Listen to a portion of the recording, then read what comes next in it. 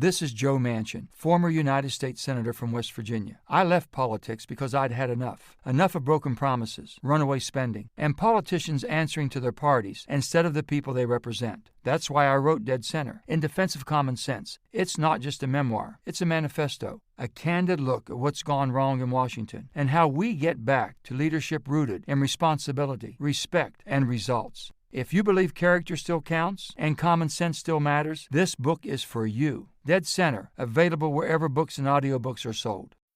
The spirit of innovation is deeply ingrained in America, and Google is helping Americans innovate in ways both big and small.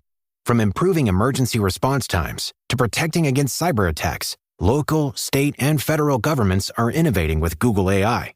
This is a new era of American innovation. Find out more at g.co/American Innovation.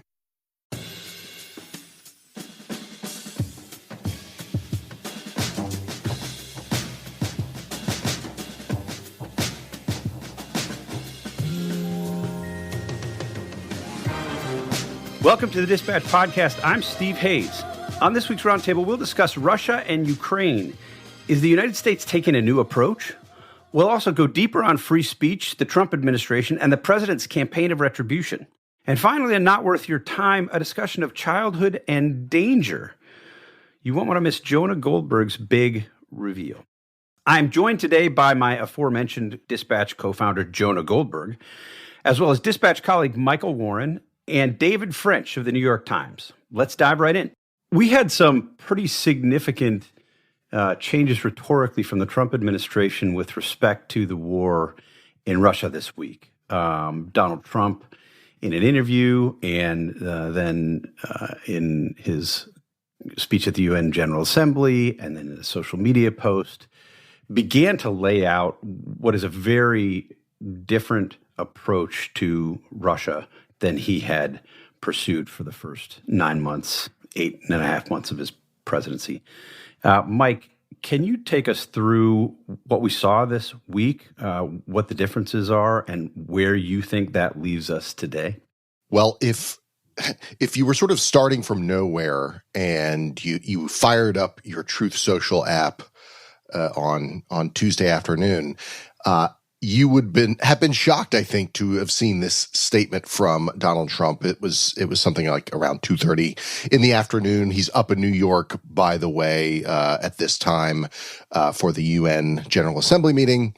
I'll quote a little bit of the Truth post. This is from Donald Trump. After getting to know and fully understand the Ukraine/Russia military and economic situation, and after seeing the economic trouble it is causing Russia, I think Ukraine, with the support of the European Union, is in a position to fight and win, all caps, win all of Ukraine back to its original form. With time, patience, and the financial support of Europe, and in particular NATO, the original borders from where this war started is very much an option. Why not? He goes on to basically say Russia has been fighting an aimless war for 3.5 years, calls Russia a paper tiger, or says it looks like a paper tiger. I mean, again, if you had gone into a coma, on March 1st of this year, and then woke up and saw this Truth Social, you'd think, you'd be baffled and wondering what happened in those ensuing months.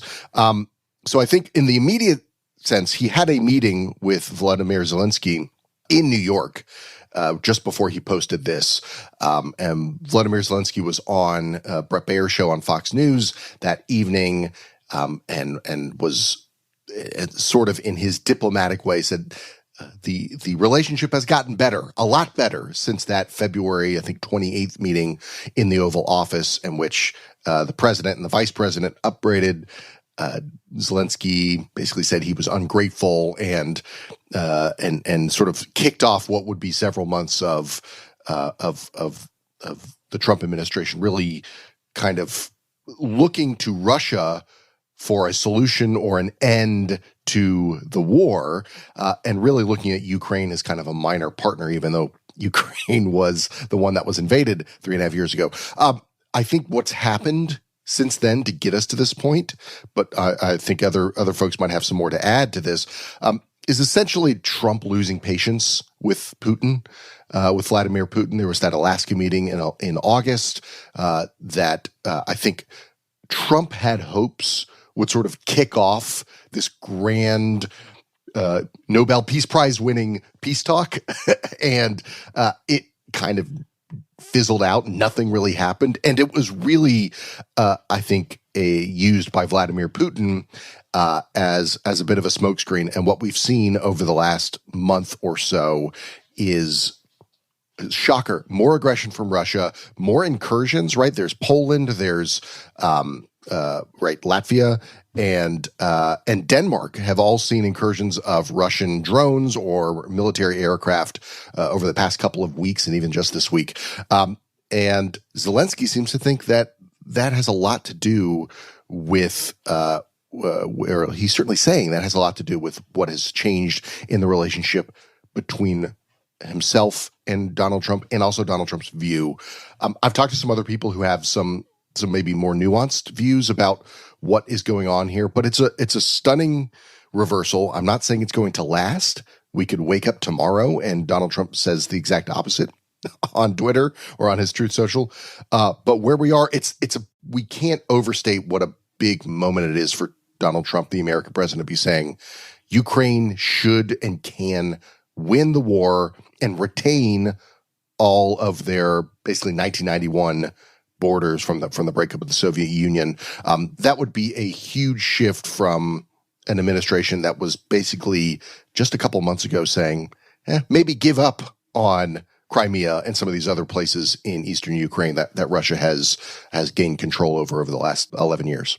Yeah, I mean, there was serious talk of land swaps, and the Ukrainians have to be realistic about this, and of course they're going to have to give up some of their territory. I want to get at a number of different things related to these developments, including how much stock we should put in them. Is this temporary? Have we seen any actions related to this rhetoric? But before we get there, Jonah, let me turn to you on this question of what's changed. I think Mike makes a pretty persuasive case that in the aftermath of this summit in Anchorage, where they got together, Trump literally rolled out the red carpet for Vladimir Putin. This followed months and months of the United States offering warm and friendly rhetoric to Russia, praise for Putin, Marco Rubio holding out the possibility of broad economic cooperation between the United States and Russia, welcoming Russia back into sort of the civilized nations of the world.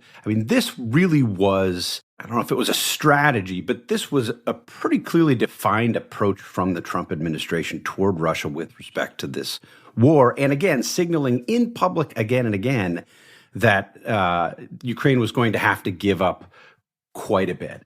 This comes to a screeching halt, at least rhetorically, this week. And Mike makes the case that some of this may just be due to Trump being embarrassed by Putin. It really is the case that we saw a dramatic escalation in drone attacks on major cities after the summit in Alaska. We did see, as Mike has pointed out, drone incursions into NATO cities.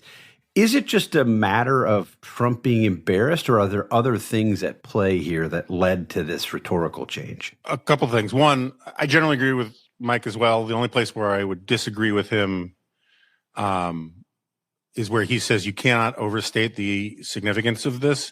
And I think you can overstate it because it is, at the end of the day, just words, right? Until there's like if you're in Kherson in your basement hiding with your kids during a bomb raid and someone comes in, did you hear that Donald Trump now says we can win the war?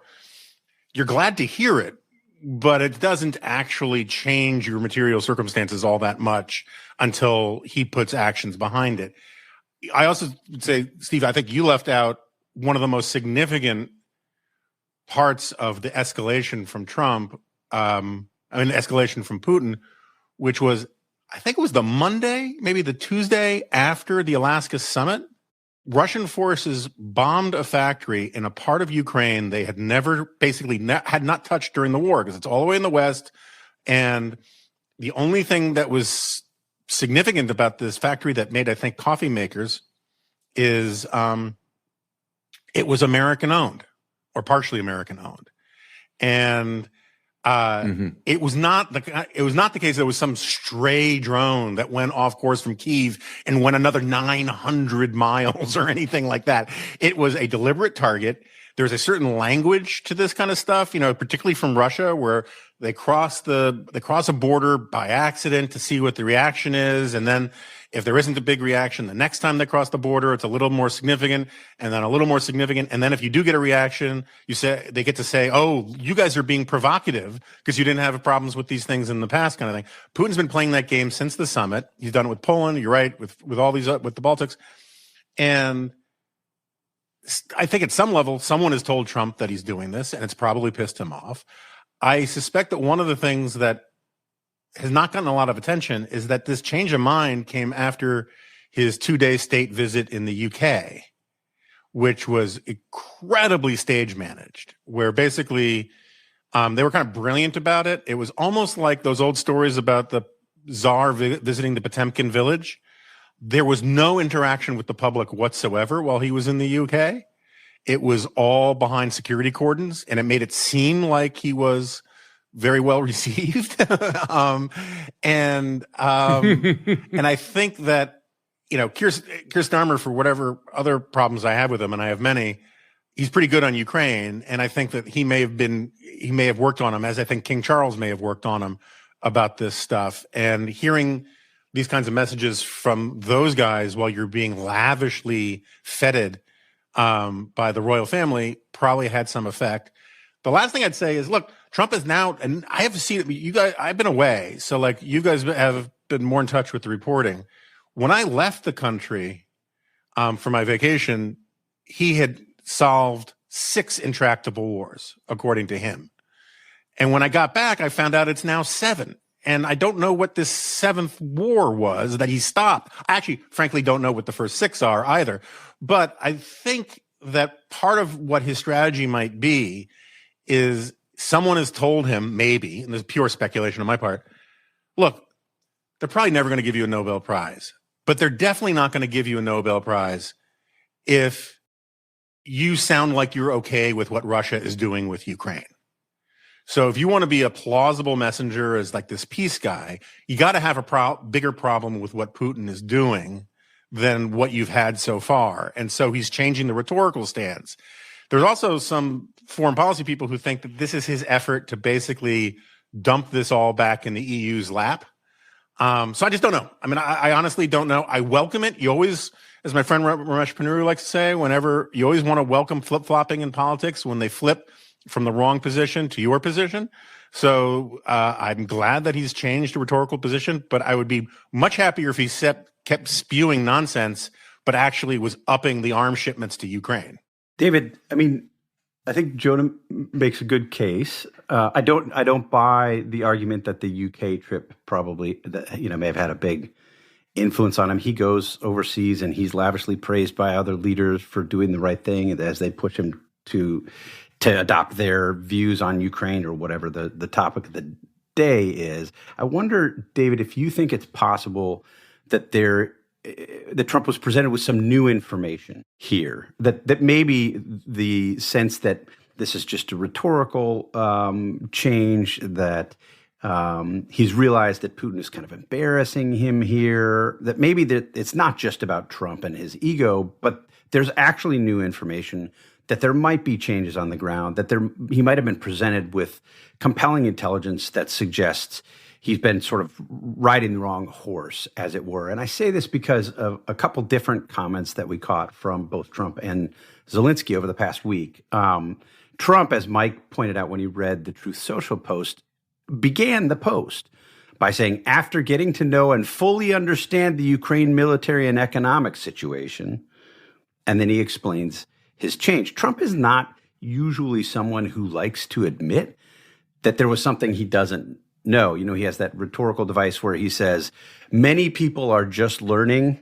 Mm-hmm. But of course, that's sort of an announcement that Trump himself has just learned. But in this case, he's saying, hey, I didn't know as much before. I now know more. And then Zelensky, within the same 24 hours, said, I'm very grateful to Trump. I can't share the details right now, Trump possesses very important information about the front. Is it possible that there's some new and compelling intelligence that led to this change? And what's your assessment of where the war stands today? Steve, from your lips to God's ears is all I could say. I mean, I hope against hope that there is some information. Maybe there is some optimism about an offensive that has some hope of success, or there is some intel about the state of the Russian economy or the state of the Russian military and I don't know. We don't know what we don't know. But what we do seem to know would be very surprising to me if there was some sort of big shift happening on the front.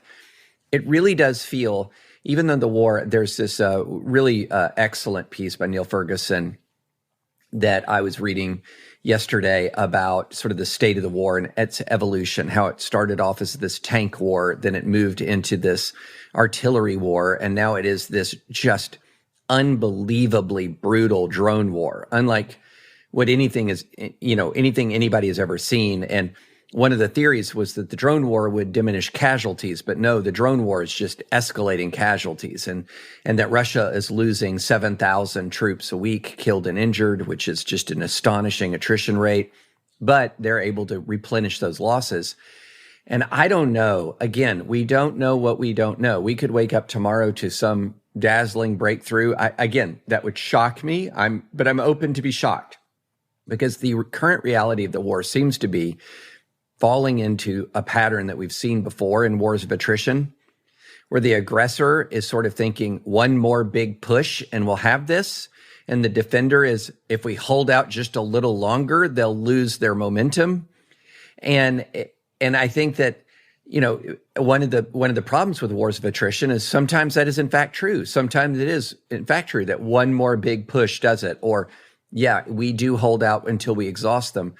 But often it is just a fallacy. It's just one more big push turns into bloody mess, and then the generals turn around and say, well, we weakened them. The next one will do it. But the reality on the front right now is very similar to what it's been for a while. Russia is taking immense losses for minimal gains, but they are gains. And Ukraine is pushing Russia back in some isolated counterattacks here and there. Russia had, about a month ago, there were some hopes for a modest breakthrough that Ukraine dashed immediately after there was sort of an immediate penetration in the lines. At the same time, Ukraine is ramping up its drone capacity to strike into Russia. At the same time, Russia is massively ramping up its drone production. Russia has moved to almost a full war economy. And one thing that is interesting to me is there are seemingly no indications that Putin feels less confident. And if Zelensky's feeling confident and there's no indications that Putin's less confident, it just feels to me like more stalemate, or it's not exactly correct to call it a stalemate. But the one thing that was also a little bit disturbing, a lot disturbing, a number of people are saying, the Europeans are ramping up. They are absolutely ramping up. Germany is spending more. But it takes time. And the Germans in particular are not moving with alacrity. And so there's a real need for alacrity here. And the other thing that is very interesting is, let's look at that Truth Social post. When you parse it, there's this fascinating thing where he talks about NATO as if it's like another entity. It says, I wish both countries well. We will continue to supply weapons to NATO for NATO to do what they want with them. Okay. Well, NATO is us too. I sincerely hope the Dispatch podcast continues to do the hard work that it needs to do. Right? Exactly. And so that makes me wonder, is what he's saying basically here is, I'm going to sell weapons to Germany, UK, and then they can sell them to Ukraine or give them to Ukraine. I did not see in there that we're going to pour resources into this effort. I didn't see some of that language. So I'm less optimistic. I'm eager to hear if there is anything that is a reason to believe that there's a hope for a breakthrough that could reverse all of these Russian gains and stop Russian advances. But I'm not seeing it. That does not mean that it's not there.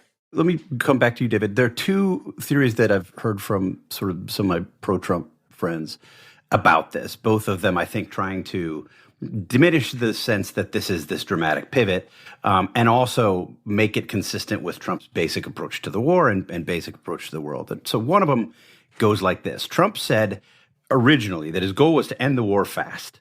For months and months, he tried to placate Russia, to humor Russia, to promise Russia, economic benefits, what have you, so that Russia would end the war fast, even suggesting Russia could keep Ukrainian territory. And he's now realized that that's not going to happen, that is not going to end the war fast because Russia doesn't want it to end the war fast. And now what Trump has realized is that the best way to end the war fast is to do what he's doing here, say what he's saying here. So that's sort of theory number one. The second, and these are maybe complementary theories, is that this is Trump just doing what he's wanted to do all along, which is shift the burden from the United States to Europe. And, you see it in his rhetoric about NATO. We haven't seen a lot of action, and I'm interested in getting the sense from all three of you about what we should look for in terms of concrete action to tell us if this really is a change. But that, in effect, this is just Trump using different rhetoric to achieve the same end, and that same end is to get the United States out, to have us back off, as you point out. NATO feels like this hovering third entity, not something that the United States has driven and supported, been sort of the key to for decades.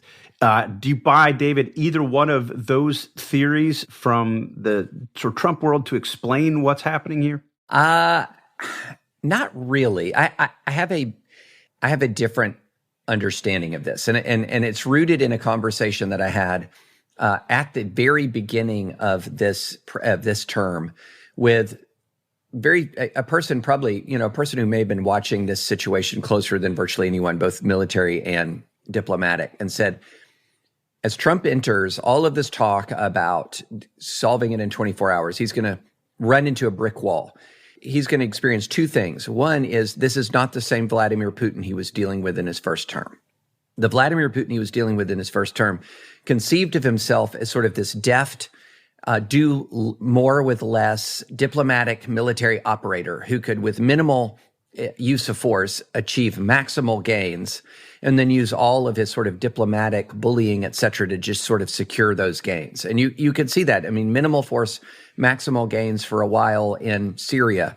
It was minimal force, maximal gain in Ukraine. He took Crimea with very little effort, right? And then now Putin is drenched in blood, so to speak. He has almost 1 million casualties by that time. He is set on being a wartime Russian president who's going to win a war. At the same time, Trump is going to be running into a full-on scale Ukrainian diplomatic counteroffensive where these guys know how to deal with authoritarian thugs, where they have been spending their entire lives in the shadow of an authoritarian. And so they sort of know how to speak that language in a way to pull Trump more on side. They know how to maneuver in that world.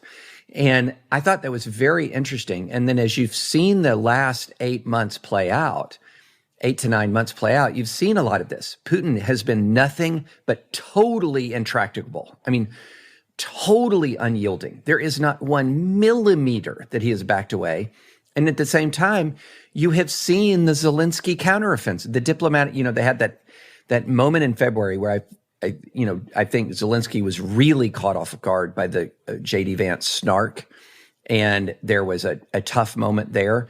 But you've seen this Zelensky diplomatic counteroffensive that really is this, we need America, we admire America, it's all of that. And so on the one hand, he's just getting this brick wall of disrespect and disregard. Yeah. On the other end, he's getting everything that he wants to hear. And I think it's making a difference over time. But at the same time, the bottom line is, unless the message is the arsenal of democracy is on Ukraine's side, full stop, yes, then what we're dealing with is just mainly the effect of him not being on Russia's side at last. It's a massive improvement, but it's not what we need.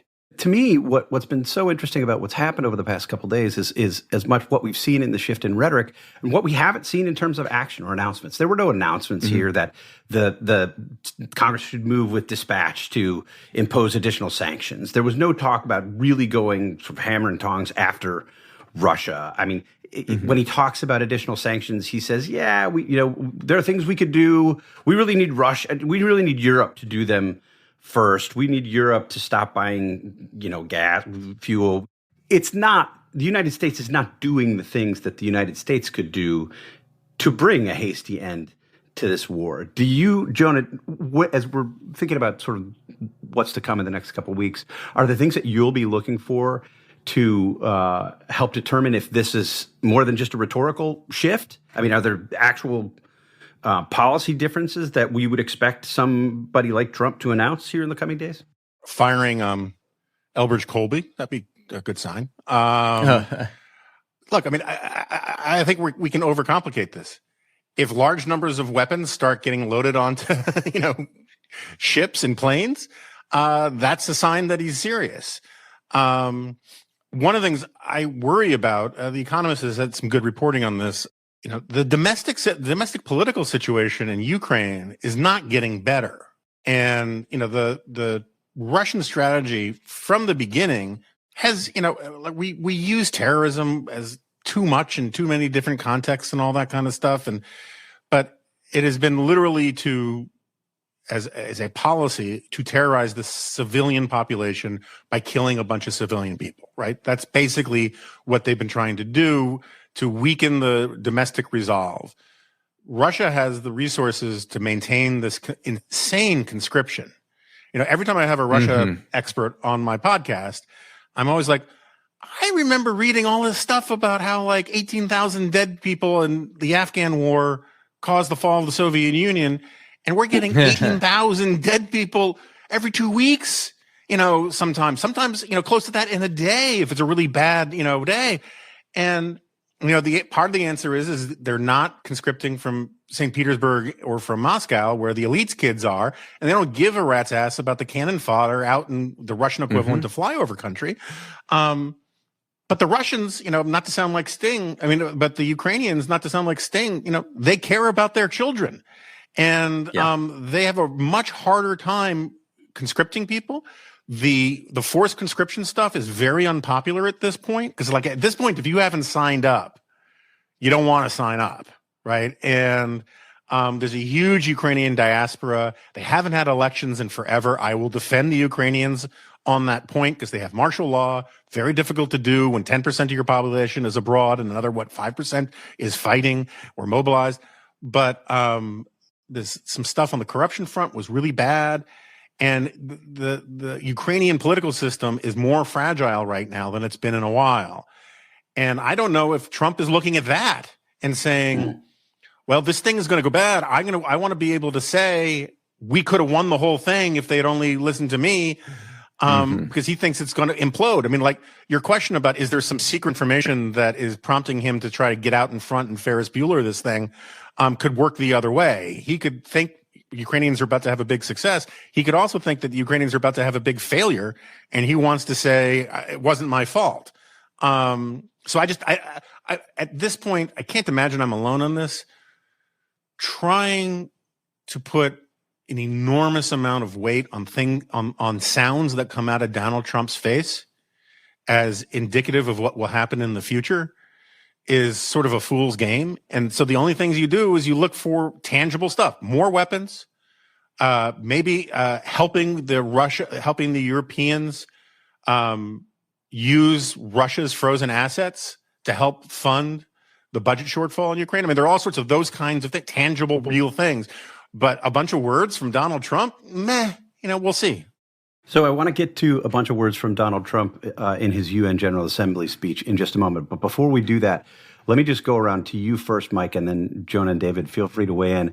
What's the likely effect of this rhetorical shift with Trump's political base, with the MAGA base? Because one of the things that he had done, both before he was reelected and certainly in the months since, is change reality about the war and about who started the war. Remember, one of his main arguments for months has been that Zelensky started the war, that he's to blame. Sort of Zelensky, Biden, Putin, all of them share blame for this war. But the sort of MAGA world, if you listen to Voices on Fox and elsewhere, MAGA podcasts, have made Zelensky out to be the villain here. Sort of with Putin, they're either neutral. You have certainly some MAGA voices arguing that Putin is good, that he's more closely aligned to the United States, that he's anti-woke just like they are. But MAGA has become hostile to Ukraine, opposed to it. You have the Vice President of the United States who said he didn't care what happens in Ukraine. Does this matter to them? Can Trump bring them along if in 2 weeks we're talking about this here on this podcast and saying, wow, I'm surprised. These things that Jonah has said Trump should do to show that he's serious, he's done them. He seems to actually have changed his position here. What happens with MAGA, Mike? I would say watch Marco Rubio. Pay attention to what Marco Rubio has to say, because if you want to get into the, forgive the phrase, Kremlinology of MAGA, and try to figure out how people are positioning themselves, I don't think J.D. Vance is flexible or is as flexible on this issue. I think he's pretty much staked out a position. I think Marco Rubio is more flexible. So you can kind of get a good sense of what he feels like he can do to sort of take the position that's in between full bore, let's support Ukraine, and Ukraine is the aggressor. Mike, let me jump in right there, because we actually did hear something from Marco Rubio that I thought was interesting, maybe notable.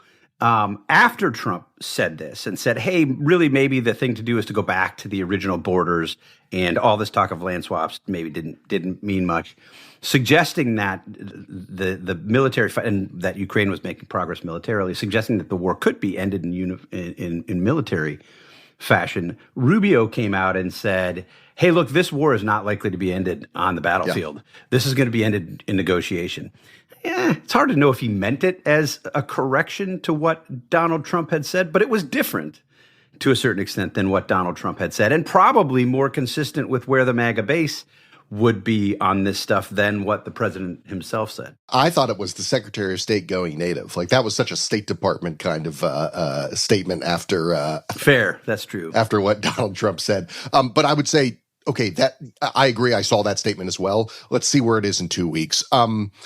I think the base, and to the extent that they have, media voices, folks on Fox News or whatever, they will go with Trump in whatever direction he takes this. So, yes, there are loud voices who have staked out this position that Ukraine is the bad guy, Zelensky is the bad guy. I think Republican voters are very flexible. They want to go where Donald Trump is. If Donald Trump turns on a dime for real here, they will turn on a dime with him. I don't think this is the issue on which not even MAGA will follow Trump, because MAGA is too MAGA. Can I say one thing real quick? I know it's a little off. It's from the earlier topic, but I just want to say, if we are talking about potential information that Donald Trump learned from Zelensky, this is just informed speculation. I don't have any information on this, but I think it's important to note that August, September is a time when Ukraine has demonstrated some kind of military, either counteroffensive or incursion that has had some level of success. 2022, there was both Kherson and Kharkiv. They both did their counteroffensives in late August, early September, and then last year in September was the incursion into Kursk in Russia by the Ukrainian armed forces. So I'm not saying that that's also happening this time around, but we are getting to that point where winter is coming, and so if there is something that Donald Trump has learned from Zelensky on the front, as Zelensky suggested, maybe it has something to do with something we're about to find out. It would make sense for this time, but we haven't seen anything that suggests that. I'm just throwing that out there. So I wanted to get that out there just in case something happens and I'll look really prescient. Fair enough. All right, we're going to take a quick break, but we'll be back soon with more from the Dispatch podcast. At Blinds.com, it's not just about window treatments. It's about you, your style, your space, your way. Whether you DIY or want the pros to handle it all, you'll have the confidence of knowing it's done right. From free expert design help to our 100% satisfaction guarantee, everything we do is made to fit your life and your windows. Because at Blinds.com, the only thing we treat better than windows is you. Visit Blinds.com now for up to 50% off with minimum purchase plus a professional measure at no cost. Rules and restrictions apply. Going online without ExpressVPN is like leaving your laptop unattended at the coffee shop while you run to the bathroom. Most of the time, you're probably fine, but what if one day you come out and your laptop is gone? Every time you connect to an unencrypted network in cafes, hotels, airports, etc., your online data is not secure. Any hacker on the same network can gain access to and steal your personal data, including passwords, bank logins, credit cards. ExpressVPN is easy to use. You just fire up the app and click one button to get protected. It works on all devices, phones, laptops, tablets, and more, so you can stay secure on the go. When I'm traveling, using a VPN gives me the most peace of mind, shuttling from city to city, hotel to hotel, knowing that my data is protected. Secure your online data today by visiting expressvpn.com/thedispatch. That's expressvpn.com/thedispatch to find out how you can get up to 4 extra months free. expressvpn.com/thedispatch. Before we return to our roundtable, I want to let you know what's going on elsewhere here at The Dispatch. This week on The Remnant, renowned psychologist Stephen Pickard joins Jonah Goldberg. He shares his insights from his latest book, When Everyone Knows That Everyone Knows: Common Knowledge and the Mysteries of Money, Power, and Everyday Life. The book explores humanity's unique sixth sense for common knowledge. Search for The Remnant in your podcast app and hit the follow button. Now let's jump back into our conversation. Let's move to Trump's UN General Assembly speech. The president spoke to the United Nations this week. You had, I think, pro-Trump folks respond to Trump's speech in a positive way. Our friend Mark Thiessen from AEI was a speechwriter for George W. Bush, said it was the best speech that he has seen an American president give in that area. And he said he'd written some of them, but was thrilled by the speech. You had others, Garry Kasparov and others, say this was a crazy speech. The way I would summarize it, it was a sort of typical kind of thumb-in-your-eye speech from Trump to the United Nations. I think in some ways making clear on a very justifiable and necessary basis the shortcomings of the UN over the years and ongoing today. But if you're looking for a coherent statement of the Trump doctrine in this speech, you didn't get it. The teleprompter went out. There was some riffing. You could see that he was sort of switching between prepared remarks and Trump just sort of being Trump. At times, it felt like a Trump political rally with people in the audience not really cheering him as they do when he gives a speech at a rally. David, did you take anything from the General Assembly speech? Is there anything to be learned? Did he break new policy ground? Should we expect something different from Donald Trump as a result of what he said there? We learned nothing. It was not important. It was Trump being Trump for an hour or whatever, however long it was. It's funny at some point.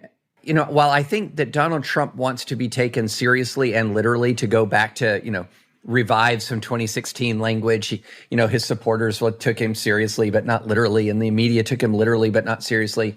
We've learned that all along, Donald Trump wanted to be taken seriously and literally all the time.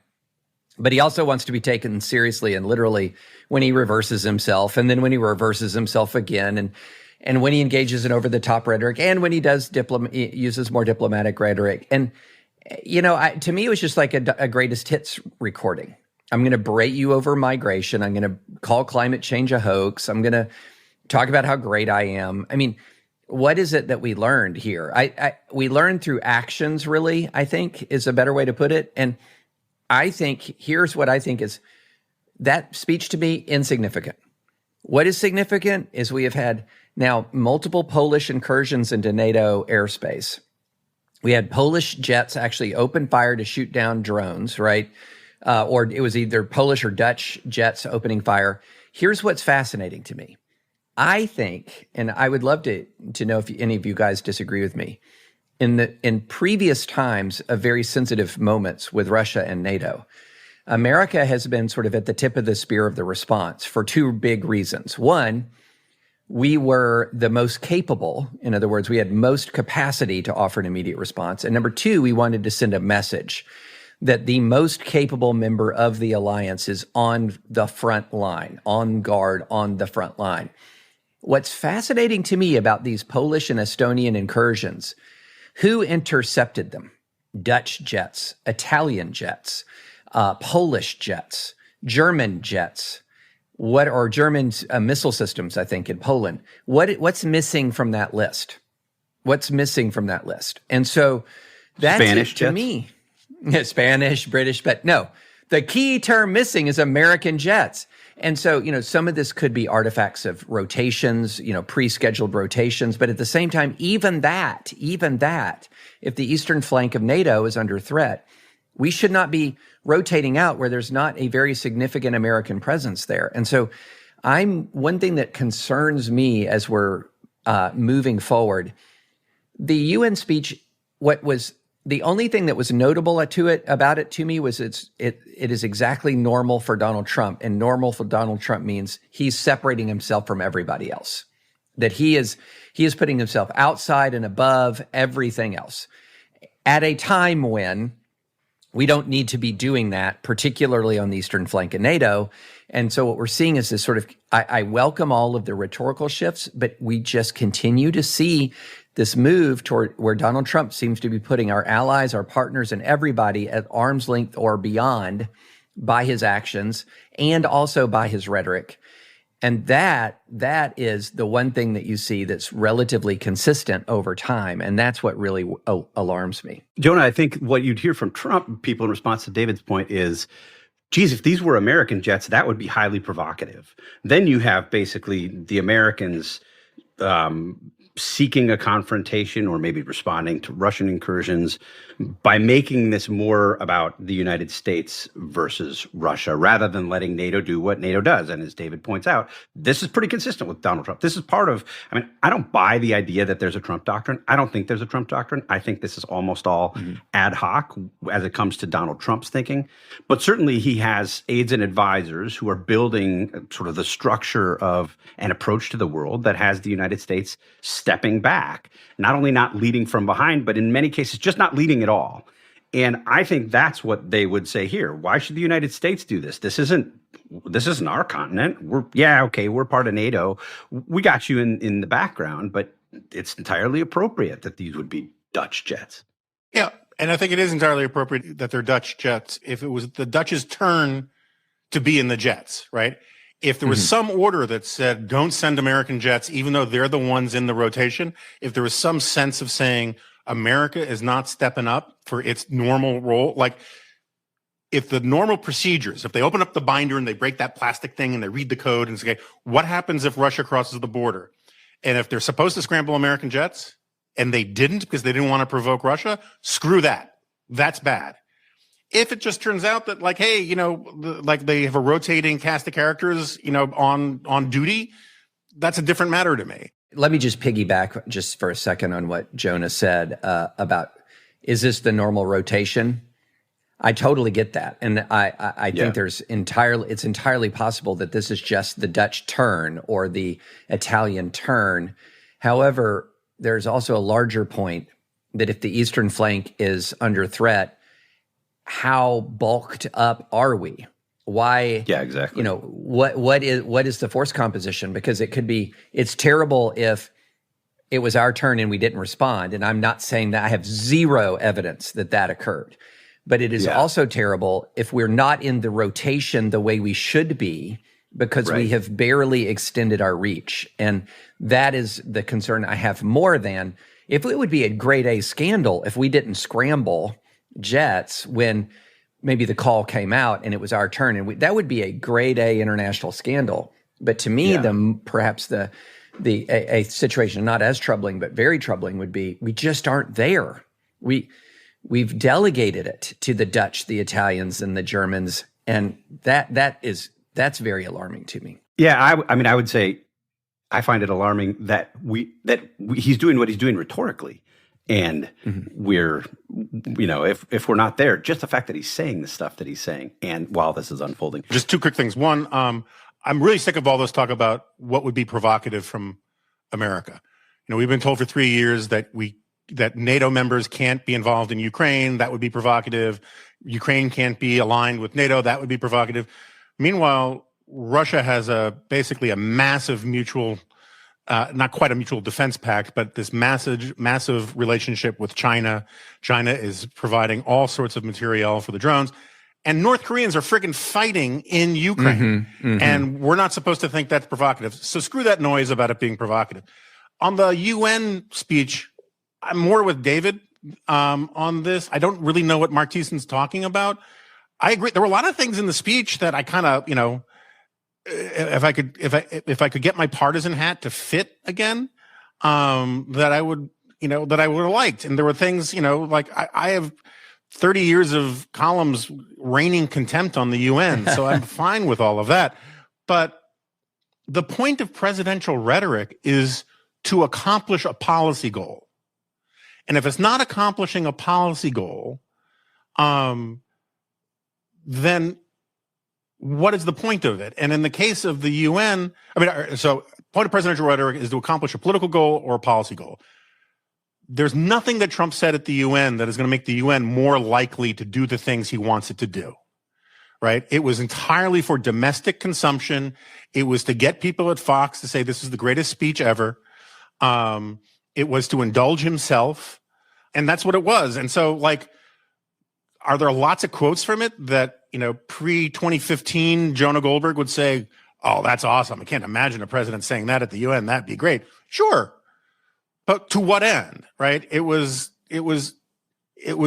a supreme act of self-indulgence, unconnected to a policy agenda as far as I could tell. David, you had some thoughts on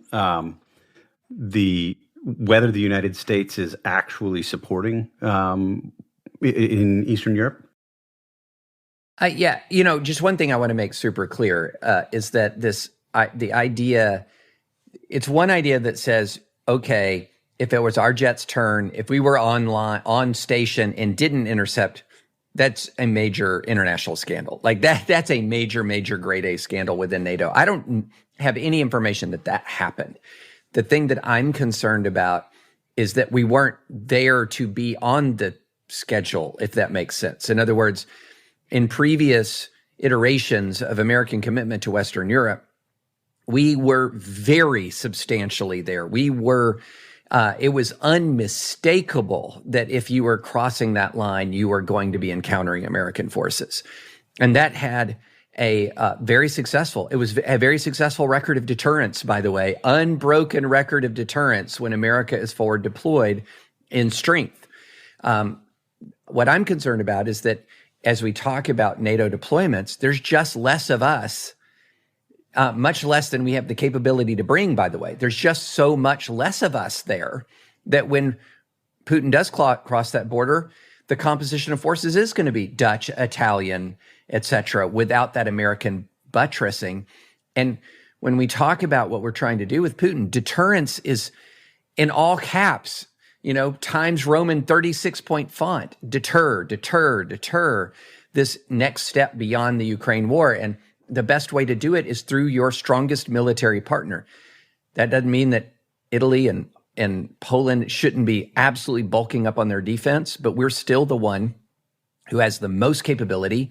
We're going to be the one with the most capability for all of the foreseeable future. So we should be leading a response. Yeah, I would say capability and will. I mean, when you hear the president and his supporters continue to talk about the United States sort of withdrawing back to a focus on domestic issues, there's a real question about whether the United States would make good on its NATO obligations.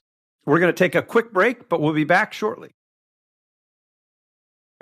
This episode is brought to you by LifeLock. When you visit the doctor, you probably hand over your insurance, your ID, and contact details. It's just one of the many places that has your personal info. And if any of them accidentally expose it, you could be at risk for identity theft. LifeLock monitors millions of data points a second. If you become a victim, they'll fix it, guaranteed, or your money back. Save up to 40% your first year at LifeLock.com/podcast. Terms apply. We're back. You're listening to the Dispatch podcast. Let's jump right in. Speaking of coming back to the United States, Mike, I want to turn to you with a series of new topics.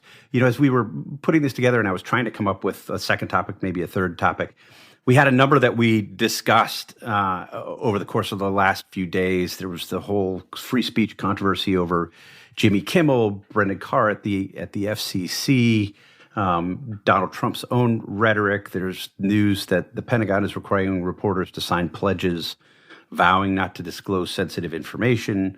You had a good piece this week, Mike, about Donald Trump using the Department of Justice and the attorneys there as his own personal lawyers. And then we had news, we're recording this 9:30-ish on Thursday, September 25th, news overnight, that we can potentially expect an indictment of former FBI Director James Comey, one of the president's biggest critics and one whom the president has vowed revenge on for many years. So there's no real way to get to each of those, and they didn't each support, each of them could have supported a long discussion. But I think maybe the best way to look at this part of the conversation is just sort of an update on creeping authoritarianism. What happened this week as it relates to start, I think, with Jimmy Kimmel and the Department of Justice? You had Jimmy Kimmel was taken away from ABC News or suspended indefinitely. Disney reversed its decision. He came back on Tuesday night of this week. The Trump administration and Trump supporters had said repeatedly that this was a decision by Disney and by its affiliates to take them off because he was losing money, he wasn't effective, he wasn't funny, what have you. But really, this was not any response to the U.S. government or words from the president or his FCC chairman. And then Donald Trump weighed in after Jimmy Kimmel came back and made that a harder argument for those Trump supporters to make. Can you just bring us up to date on what actually happened? Okay, let's, I guess, start with Kimmel, right? Kimmel comes back on Tuesday night, a week after he was taken off the air, suspended. By the way, never fired. Nobody ever said that he was fired from either ABC or Disney. By the way, I know that this was just a speako, a typo in speaking, but Jimmy Kimmel does not work for ABC News. I think it's an important thing to distinguish here. Right. He works for ABC, the network, and he's an entertainer and a comedian, not a newsman. So I just think that's important to underscore that he is nobody gets their news or ought to get their news from Jimmy Kimmel or what he says.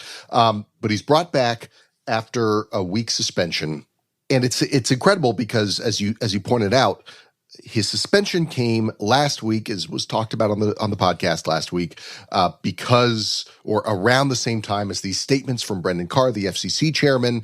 You have these two station owners trying to merge. There were all these signals being put out, and pretty direct. I would not say indirect. I would say direct signals that the FCC and these two major owners of ABC stations were, if they wanted to please the FCC and get their okay on this merger, that they would need to indicate that they were not going to stand for Jimmy Kimmel being on their stations anymore.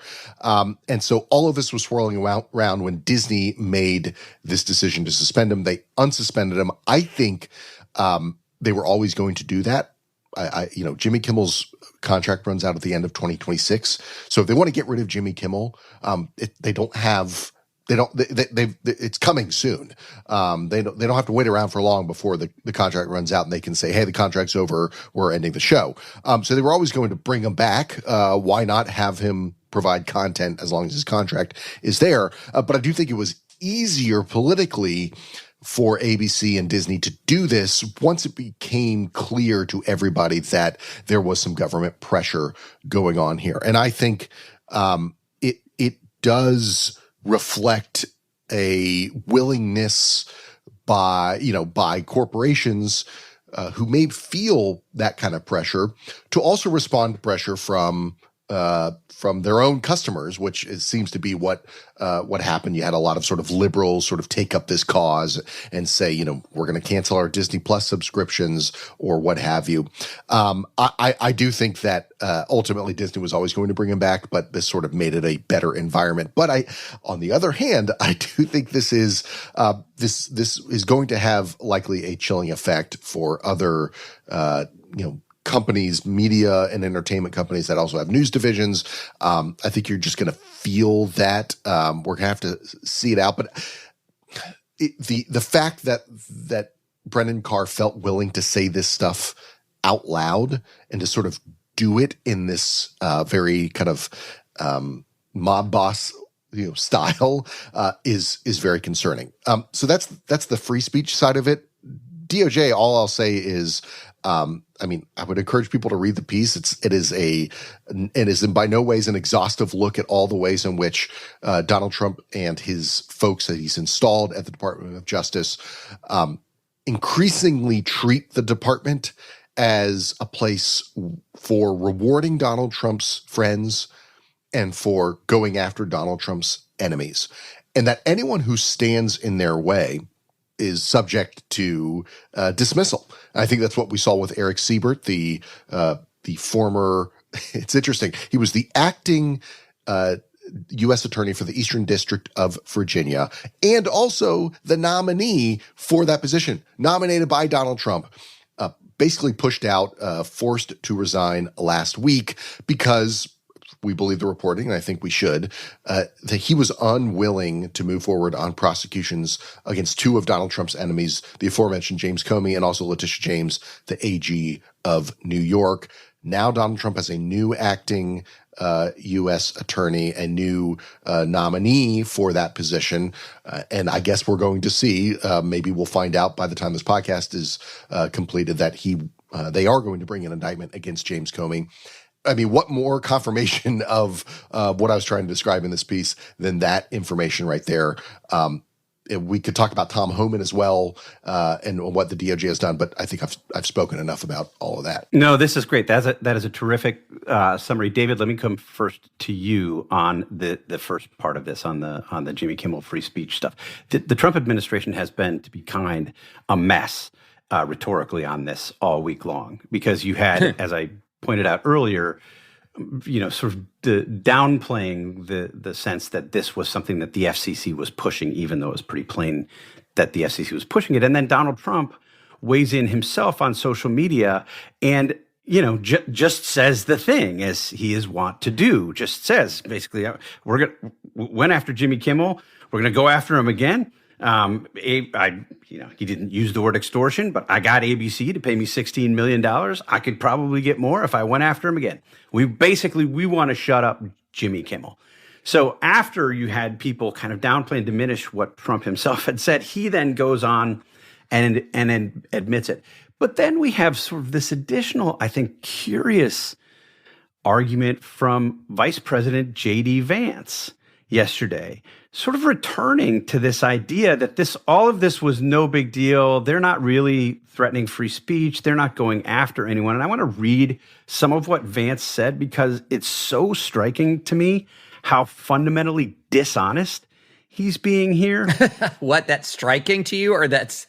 I mean, you're right. It probably shouldn't be striking to me, but there's no real cover here. There's almost no sort of pretense here based on what he says. He was asked about the Brendan Carr and what he had said and the whole hullabaloo around Jimmy Kimmel. And he said, well, compare the FCC commissioner making a joke on social media. What is the government action that the Trump administration has engaged in to kick Jimmy Kimmel or anybody else off the air? Zero. What government pressure have we brought to bear to tell people that they're not allowed to speak their mind? Zero. We believe in free speech in the Trump administration. We are fighting every single day to protect it. And then I want to give you exactly what Brendan Carr said, because I think it's quite a contrast. On the podcast where Carr made his original remarks, he said, quote, frankly, when you see this stuff, I mean, we can do this the easy way or the hard way. These companies can find ways to change conduct, to take action, frankly, on Kimmel, or there's going to be additional work for the FCC ahead. Carr also raised the possibility of revoking broadcast licenses. He said it's time that a lot of these licensed broadcasters themselves push back on Comcast and Disney and say, listen, we're going to preempt, we're not going to run Kimmel anymore. And so you straighten this out, because we, licensed broadcasters, are running into the possibility of fines or license revocation from the FCC if we continue to run content that ends up being a pattern of news distortion. You haven't heard that one, Steve? That's a classic old joke. That's a vaudeville humor right there. People were howling with laughter when he said it. I mean, on the one hand, you have this very obvious, purposeful, intentional threat from the FCC chairman. That's the only way to interpret his words. That was a threat. And then you have Donald Trump sort of doubling down and saying, yeah, we meant that threat. Yeah, we might do this again. And then you have the vice president of the United States saying, this is all a joke. Don't you know we really believe in free speech? Am I just being uncharitable here in my interpretation of events, David? Look, this is a game to them, and here's what the game is. The game is that they have factions of their party that joined with Trump because they were furious with far left cancel culture, rightly so, by the way, and wanted to do something about it and wanted to be part of a free speech movement. And these are the people who cheer Vance scolding the Europeans for free speech, for their, again, rightly scolding Europeans for their free speech issues. But, when he was doing it, he was a raging hypocrite, because the Trump administration at that point was already unleashing really the biggest attack from any presidential administration in my lifetime, easily, on free speech. And it didn't start with Jimmy Kimmel. Let's just get that. Universities, law firms, immigrants. I mean, we can go down the line. And so, but all the while, every now and then, some of the MAGA people come out and say, we're free speech, the left is not for free speech. And so but then you also have part of the MAGA coalition that doesn't care about free speech at all. And this is kind of keeping that whole gang together here. And J.D. Vance gives cover there. But look, let's just get real. This is a quote from the Supreme Court.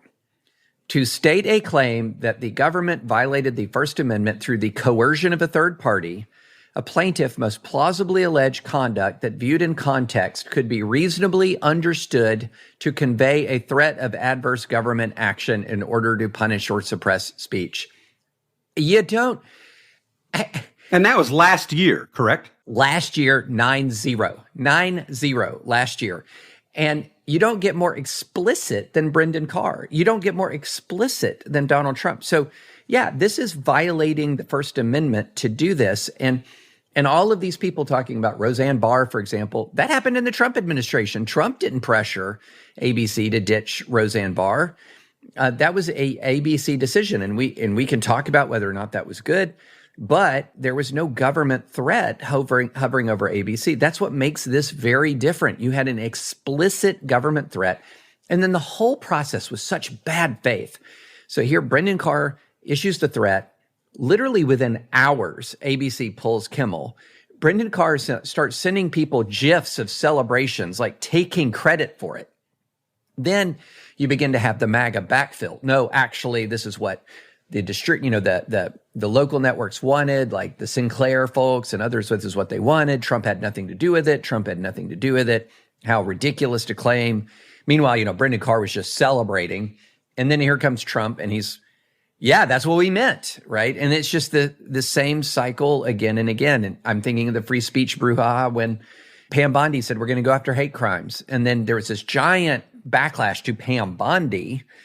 And then she goes, no, we're not going to do that. And then Trump's like, yeah, we'll do that. And maybe we'll start with you, Jonathan Karl of ABC. You have hate in your heart, or whatever he said. And it's the same pattern where when the MAGA underling does something that part of the coalition doesn't like, they'll go to war about it. They'll fight about it. You saw all kinds of Republicans taking on Pam Bondi when she said what she said about hate speech. But then as soon as Lord Red Hat himself speaks, then it's largely crickets, except for those few conservative, consistent folks that we all know and love, like a lot of our friends at National Review and other places who were like, nope, that Trump statement's bad also. But you did not see the same outcry when Trump repeats it as when Pam Bondi said it, because there's a permission structure to fight about Trump's subordinates. There's not a permission structure to fight about Trump.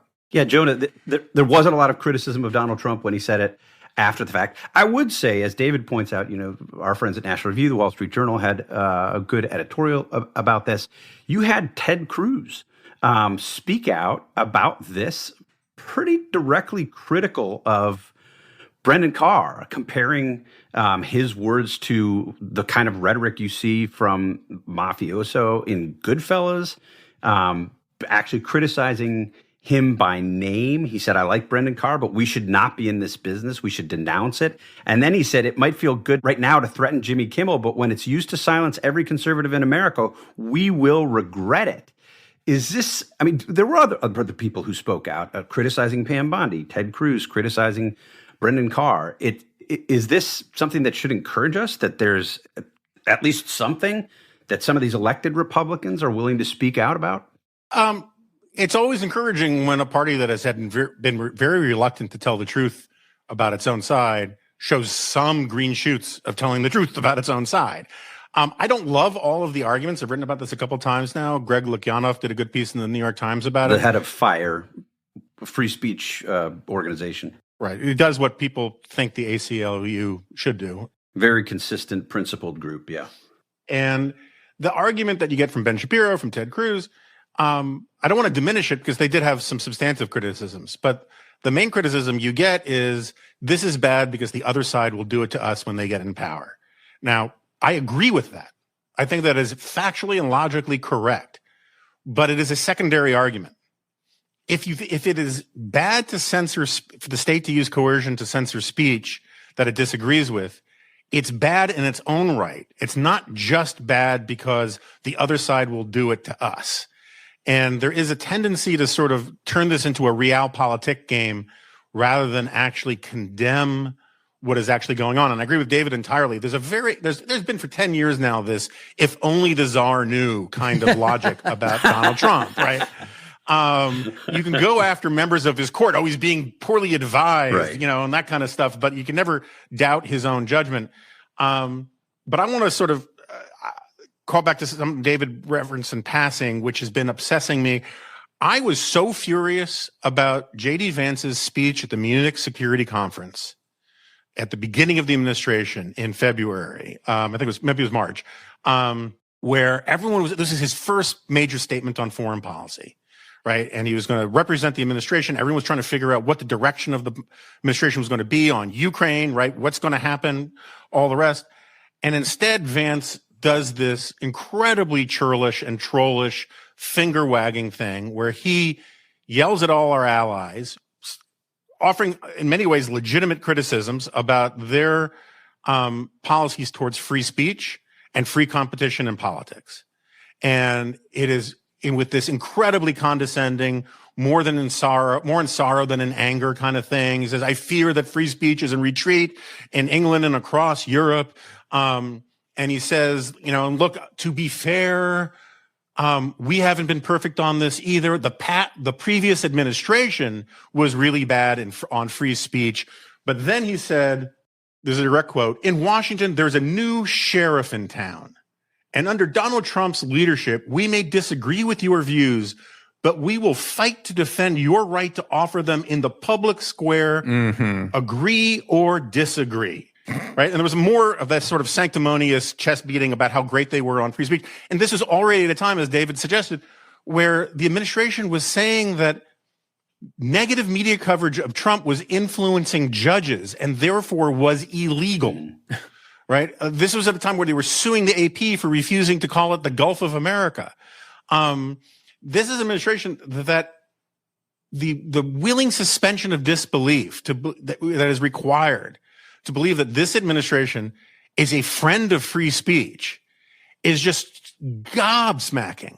And the thing that I think ties this stuff together is that much like the UN speech, as I was saying, was really for domestic consumption. It was boob bait for, the MAGA crowd.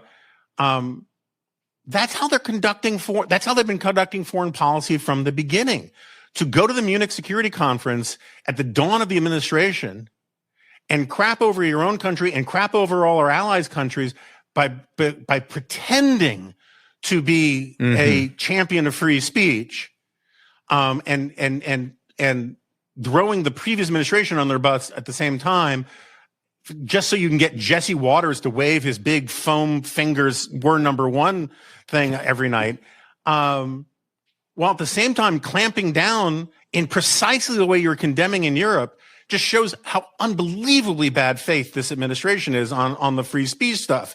And the inability of members of one coalition on the other. I'm such a both sides on this.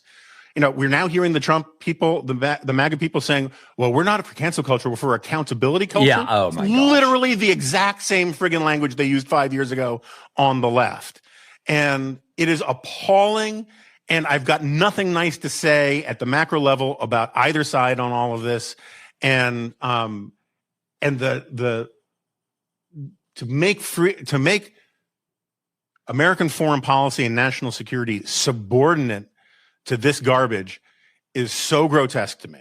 Strong letter to follow, as our friend Charles Krauthammer would say. Just one point of clarification on the AP and the Trump administration. The Trump administration didn't sue them; they banned them from covering the White House, and then the AP sued, and then they were bound up in court. Okay. David, I want to come to you quickly on this question of James Comey that Mike introduced earlier.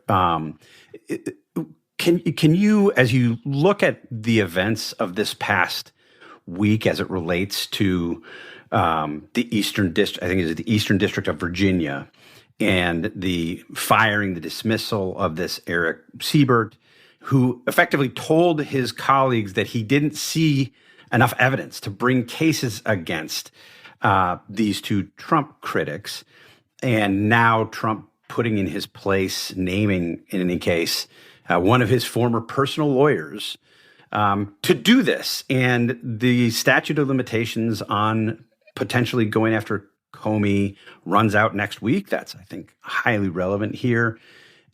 Is there any way to look at this as anything other than what the facts, it seems to me, very clearly suggest that this is Donald Trump using the federal government to get revenge on his allies, which is something he promised during his campaign and has been determined to do in his first 8 months in office? Okay, let's leave in one corner this possibility, as remote as it is. It's still a possibility that there's something in an indictment that's completely outside of anything that we know or understand previously about the previous 10 years.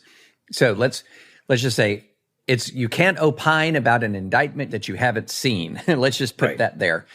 But I can say that all of the underlying circumstances are screaming corruption, screaming it, because you have a situation in which a respected prosecutor apparently declines to prosecute. Again, you're dealing with a lot of sources.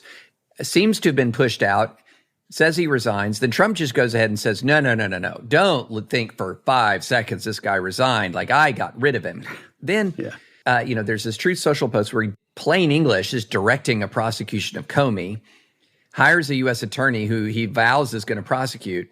And then now it looks like she's going to put together an indictment in a few days. And now we have also some reporting that indicates that she's even been presented with a memo internally that says there's no grounds to indict. And yet appears to be pushing forward anyway. That's what the reporting indicates. And so here you have a person who appears to be following a direct presidential command to prosecute a political ally with all of the available evidence so far indicating that there's no basis for the prosecution, and that prosecutors have been told that there's no basis for the prosecution. This is, again, we'll see, but all of the circumstances are indicating that this is like a nine alarm fire here. That Comey is maybe the first fulfillment of that campaign pledge, of vengeance, right? And so this is very, very alarming. It's very alarming. And I've looked at some of the potential allegations. There's a number of people. There's a lot of informed speculation because he's been critiqued for some time because of his answers to a couple of questions in his testimony in September of 2020. And I've looked at them, and to call them thin gruel would be insulting thin gruel. that I can't imagine a successful prosecution under those theories that I have seen. And another thing I'd say is if I'm a defense attorney, my opening statement, I'm quoting Donald Trump. I'm quoting Donald Trump. And just say, can we just cut to the chase here? Let me show you why we're here. And maybe the grand jury won't indict, who knows? But I would put, if it came to a jury, I would just put that up. This is why we're here. This is the only reason why we're here. And, and it would make my job so much easier as a defense attorney to have all those Trump statements. Yeah. Well, thank you for offering that cautionary note that there is a lot we don't know. This story broke over the past 24 hours. We don't like to get in too deep when there's information to get. We like to wait for the information. I suspect we'll be returning to this topic next week. But that is it for this part of the discussion. For Not Worth Your Time this week, I want to return quickly. This was actually Jonah's suggestion to the conversation that we had last week on Not Worth Your Time, which was about sort of the best season, and led me, I don't really remember the sort of hop, skip, and jump that took me to discussing skidgeting in Wisconsin. But skidgeting in Wisconsin, for those who missed last week's episode, is when the snow covers the roads and you put on sort of boots or shoes with not much grip and lock your hands underneath the bumper of a car and get pulled along by the car to your destination. Great fun. Don't recommend it. We did get a lot of mail, a number of emails about this with different, I think, regional words for skidgeting. We had Northern Pennsylvania. Carl said they called it skidsying. And said it was the best. He also said, where I grew up, the grand prize and bragging rights went to you if you successfully did it behind a police car, which I'm grateful to say never occurred to me once as we did this. Anyway, Jonah came up with a Not Worth Your Time this week, playing off of this. And the question as he posed it to the group as we were thinking about this was as follows. What is something you did as a kid, young person, that was so outrageously dangerous that to this day you think back in horror at how stupid you were? And Jonah, since it was your question, let me start with you. Yeah, so there are many contenders for this, and I won't get into some of them because they have to do with drinking and with stupidity as a teen that I do not want out there in the world necessarily, even some things I did in my 20s. But the thing that I remember telling my dad I had done years later, and he would not let go of how angry he was at me for having done this, and kept lecturing me, kept saying, it makes me worry about what you're doing whenever you leave the house if you could do something that stupid. So, and to this day, I think about it all the time, about how incredibly stupid it was, because it actually feeds into some of my larger fears. Steve will make fun of me for a very long time about this. I used to be, as a kid, like in grade school, big into roller skating. Like, remember the 1980s roller skates, the heavy ones, right? I liked roller skating. I was a good... You don't need to say anything more. Yeah. So I know this is shocking, that I was actually a good roller skater. And actually played some street hockey on roller skates. Could you do backwards crossovers?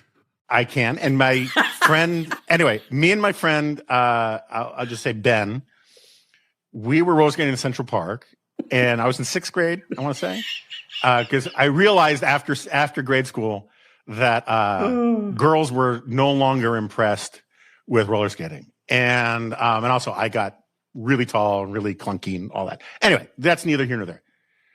We were in Central Park in the early spring, late winter. And, there's this big rowboat pond in Central Park. And me and my friend Ben thought, hey, let's roller skate across the ice. And nothing can go wrong. First of all, you cannot actually roller skate on ice. I want to be really clear. So it ended up, we are like not skidgeting, but we are like going inch by inch, kind of sliding our feet. And we realized as we start looking, this ice is really thin, and there are like open pools where there's just holes in the ice, and we can see where we're walking, the water coming up through cracks. Oh my God. in the ice. And if we had sunk in, I don't know this for a fact, but I am willing to, we don't do a lot of speculation on this podcast, but I am willing to speculate with a high degree of certainty that swimming in freezing cold water with 5-pound roller skates on your feet is difficult. And that's unbelievable. Could have so easily have died. And I think about it all the time. Like, maybe I did, and this is like an occurrence in Owl Creek Bridge. And my entire life since then is just me flashing before my eyes because I gone under for the third time in that freezing water in 1982, New York City, Central Park. And incredibly stupid, ashamed of it, no justification. And I think it is such a good example of doing something stupid when you're young that I was willing to spend the rest of my life having Steve make fun of me for roller skating. So that is incredibly stupid. You're right. And this is the point at which, I mean, this is a fork in the road moment for me, because I would love to just make fun of you for the roller skating admission, as you predicted I would.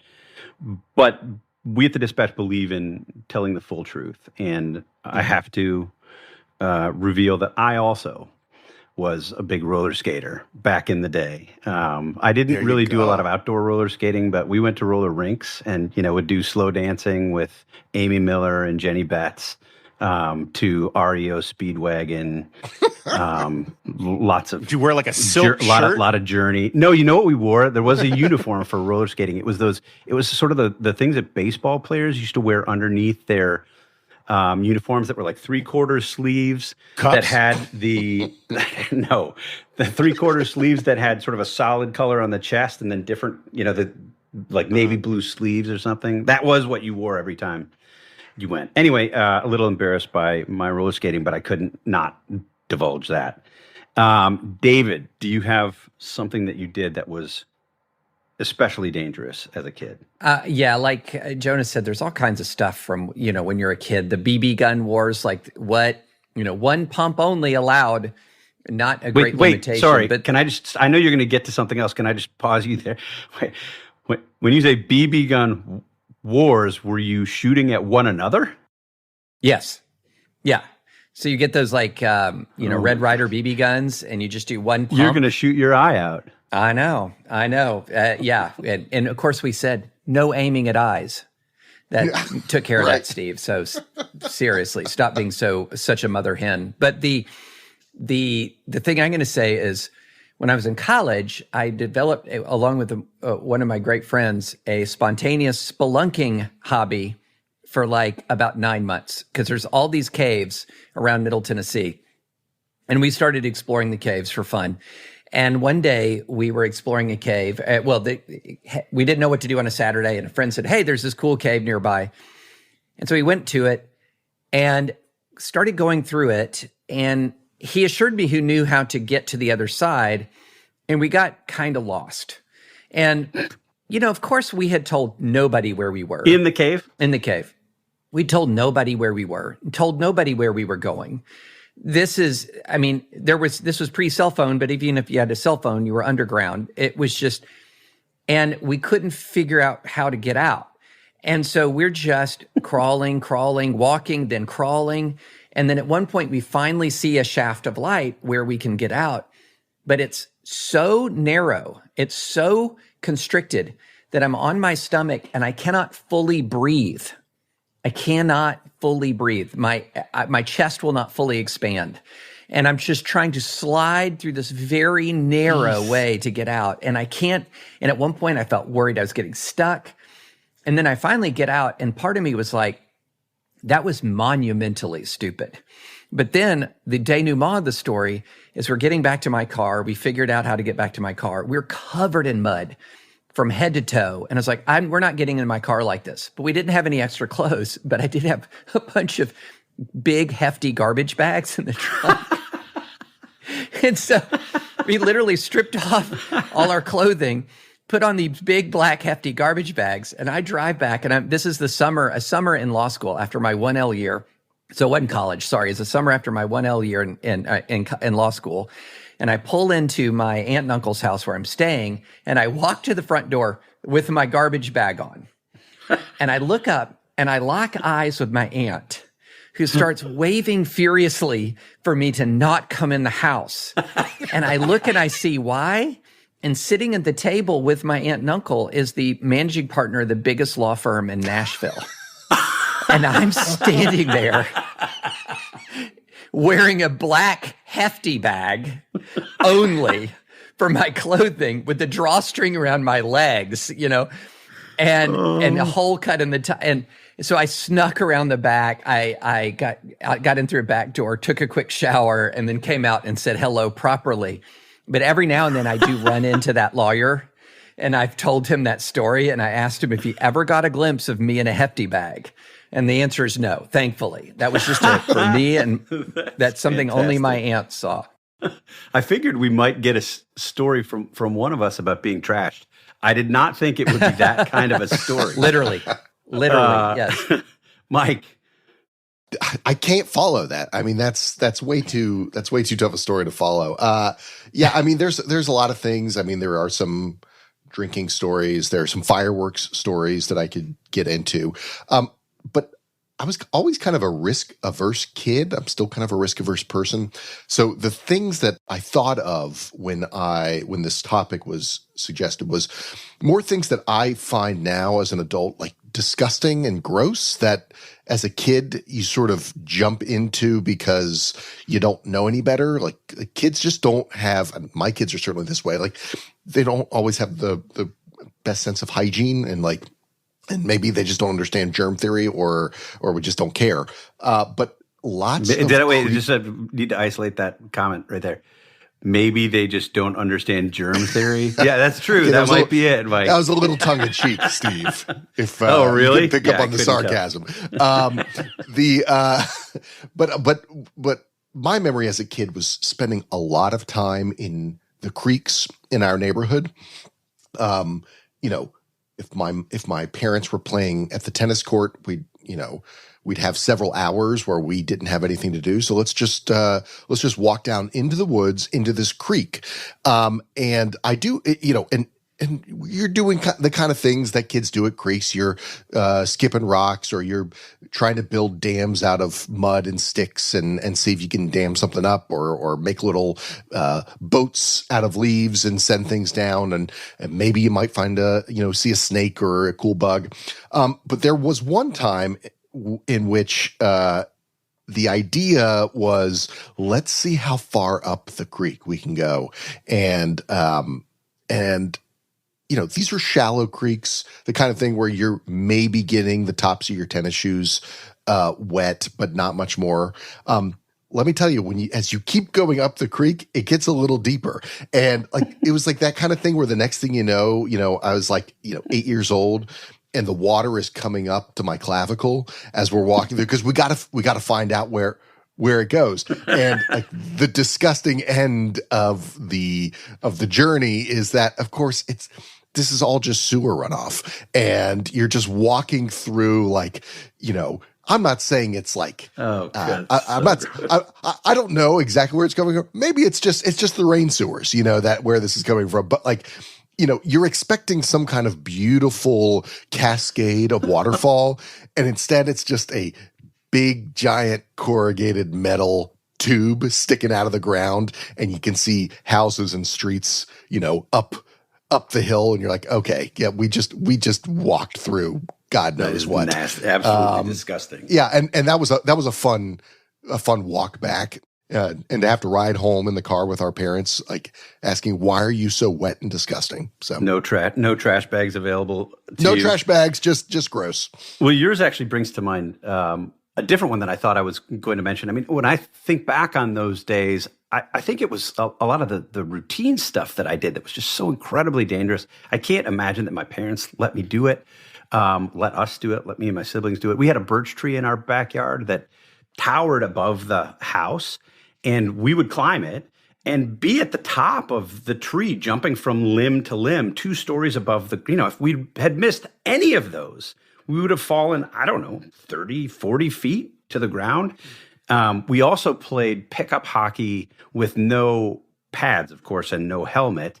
And our rule was that you weren't allowed to fly the puck above the neck So like, I mean, not that kids at 8 and 10 can really control that and keep it below there. So we were flying the puck at one another, pretty hard at great length and very high, often going above the neck. But what your story reminds me of, Mike, was a trip that we took. My family took a trip for a while to a town. We lived on a houseboat, a canal boat in southern England into Wales. And we came to a town called Bettws-y-Quid that had a huge river with fast rushing water and a big rock in the middle of the river.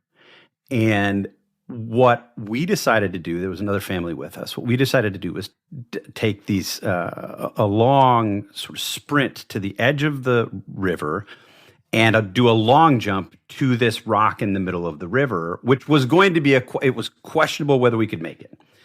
But I prided myself on being able to long jump. I'd done that in middle school, some track and field. And so I did it and took this, ran as fast as I possibly could, stepped right on the edge, huge leap, barely made it to this rock in the middle of this fast rushing river. At which point I stood up, celebrated for a second, got the sort of praise of the other kids, and then figured out that I wasn't going to have the ability to take the long run back. And there was going to be no way for me to jump from this rock all the way there.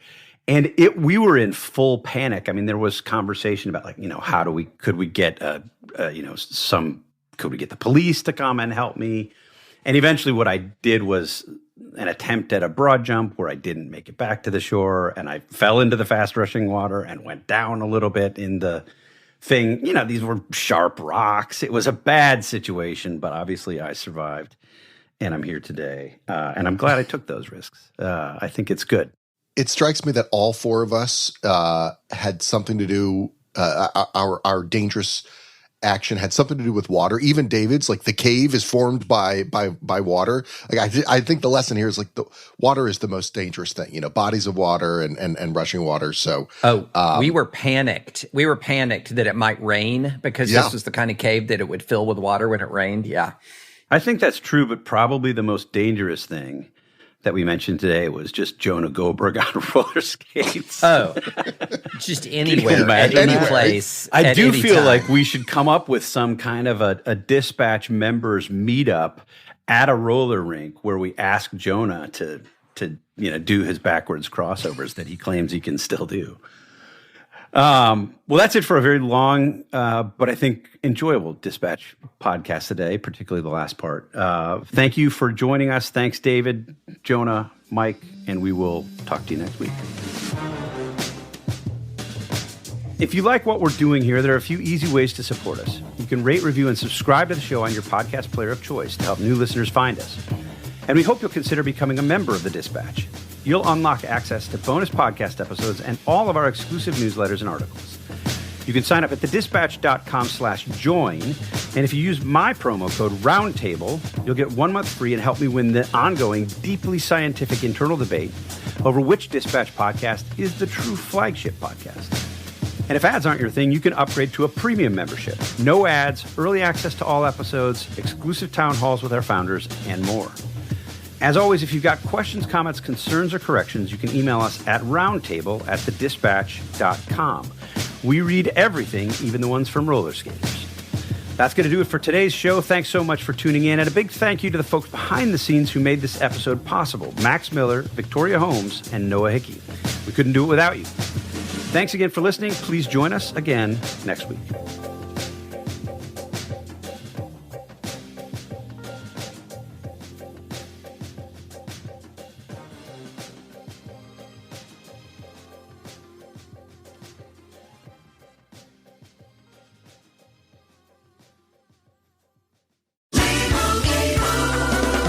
Doug. Limu and I always tell you to customize your car insurance and save hundreds with Liberty Mutual. But now, we want you to feel it. Cue the emu music, Limu. Save yourself money today. Increase your wealth. Customize and save, we say.